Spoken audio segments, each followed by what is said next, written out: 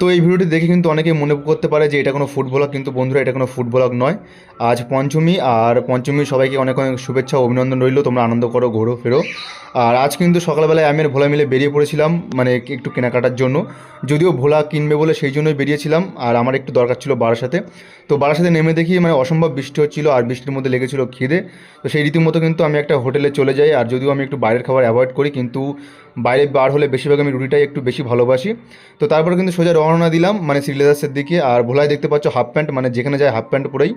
মানে আমি আজ পর্যন্ত ওর কোনোদিন ফুল প্যান্ট পরতে দেখিনি। আর তারপর দুই বন্ধু মিলে গল্প করতে করতে কিন্তু সোজা চলে যাই শ্রীলেদার্সের দিকে।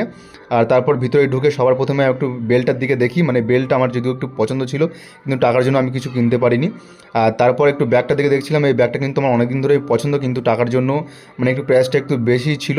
তো তারপর আমরা সোজাসুজি বেশি দেরি না করে আমরা চলে যাই উপরে, যদিও মানে ভোলা জুতো কিনবে বলে তার জন্যই আসা। আর আমি